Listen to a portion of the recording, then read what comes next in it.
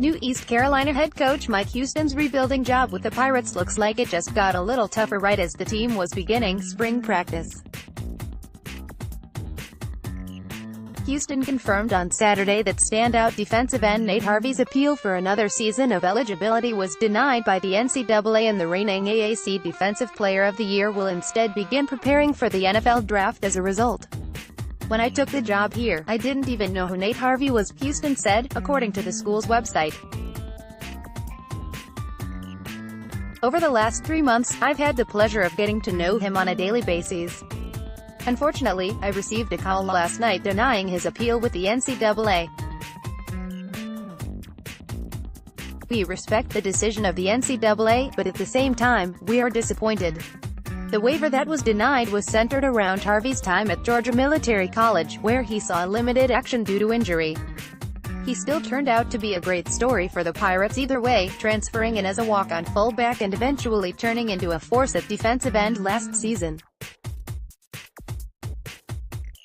While Harvey's 2018 campaign turned out to be a one-and-done at that position, it was still an incredible one considering where he was on the depth chart the year prior at AAC. All told, the senior recorded 14.5 sacks and led the nation in tackles for loss on his way to being named Conference Defensive Player of the Year. While he apparently did take part in the Pirates' first spring practice on Friday, he sat out Saturday and met with the media afterward upon learning of the NCAA's decision. Either way, it's a big blow for Harvey, Houston and the entire team as they start preparations for the 2019 season without one of their key players going forward. Washington State head coach Mike Leach has, in the past, had a strange habit of not getting his team properly prepared for FCS teams in the past, but that's not stopping the school from adding a few lower division foes to round out their future schedules. Thanks to FBschedules.com obtaining game contracts via open records requests, we know the Cougars have added local rival Idaho to their slate in 2022 and fellow FCS foe Northern Colorado to the 2023 schedule. The Vandals will make the 8-mile trip to Pullman on September 3, 2022 for an easy $575,000 guarantee as the two schools continue their series. The pair recently played in a WSU blowout back in 2016 and have 2 other games already on the docket for 2020 and 2025. While Idaho did drop down from the FBS level just a few years ago, one could probably excuse them for keeping the one-sided series going considering their campus's proximity and 92 prior meetings. The Bears, on the other hand, will take in a slightly less $525,000 for their game on September 16, 2023 at Martin Stadium.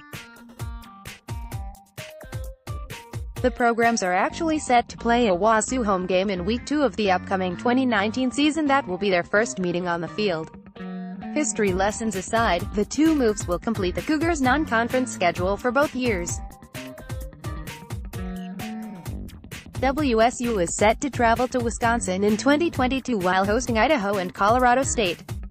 The following season will see the team host the Badgers and Idaho while sneaking in a trip to Fort Collins to play CSU.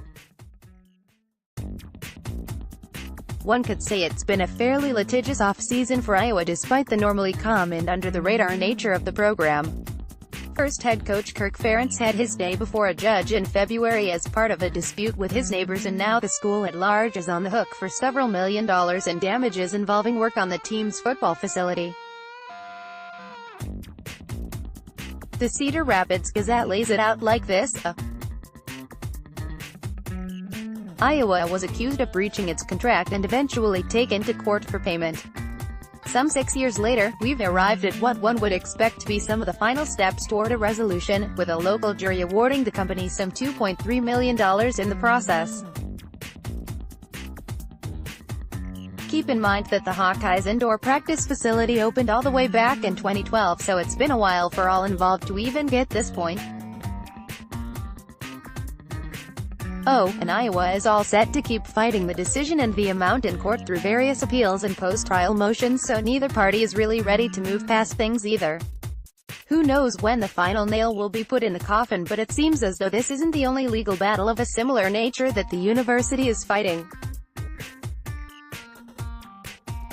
Still, that indoor practice facility, reportedly costing $55 million at the time, could wind up being a bit more expensive by the time the team starts fall camp based on this latest legal wrangling in Iowa City.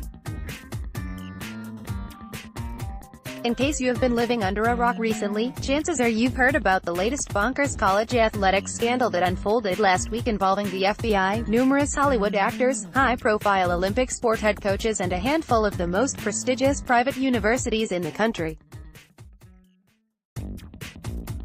I mean, it's not often you can combine walk-on long snappers with Aunt Becky from Full House all in one story. Either way, one of the schools at the heart of the scandal was, perhaps unsurprisingly at this point, USC. In addition to the athletic department's third highest-ranking official being arrested by the FBI, several other high-profile head coaches with national title rings were also swept up in the operation and eventually fired by the Trojans. Such a wide-ranging scandal would often be enough to take down the athletic director with it, but that doesn't appear to be the case in Los Angeles. Speaking to the Los Angeles Times this week, athletic director Lynn Swann vowed to make changes within his department in the wake of the story while also denying any personal knowledge or involvement in what was going on in and around Heritage Hall. "I think everybody was blindsided by this," Swann said. "The fact that it was a senior member of the staff and also our men's and women's head water polo coach. These are people that have been here a long time and people who had been here during difficult times and had seen bad things done and knew better. Everyone was completely shocked, caught off guard and taken by surprise." Swann denied that he was even thinking about resigning and noted that he'd like to have a 10-year run as AD at USC. While others, even famous alums, might have been run out of town as a result of the recent headlines from the last 2 years, it's pretty clear things are just a bit different in LA. Bottoms up North Carolina, maybe. You can count the state as potentially the next one to open up beer and wine sales to general seating areas for football games thanks to an upcoming bill in the state legislature. And this isn't just some grassroots effort either, it's being led by the State House Majority Leader John Bell. Big news, at Senatoric Gun. We heard from law enforcement administrators. John Bell, at GNBellanche, March 14, 2019. Like many states and universities, sales of beer, wine and other alcohol are allowed at games in specific areas right now, but typically one has to be in the club level, suites or a designated zone in a stadium. However, the laws currently on the books only allow a few exceptions to that policy, and the changes proposed could allow one to grab a beer at UNC's Canaan Stadium to celebrate the Mac Brown era or lament the departure of QB Ryan Finley while watching NC State at Carter Finley Stadium next year. Smaller public schools such as Appalachian State and East Carolina, as well as sports like basketball, could also benefit from the additional revenue streams, which has been a growing trend at football games from Rutgers to Oregon to Marshall. It's unclear as to what the timeline might be for the 2019 season with the Tar Heels, Wolfpack and others if the bill ultimately becomes law, but you can bet that this measure gets plenty of support from fans across the state who would love to down a cold one while watching the next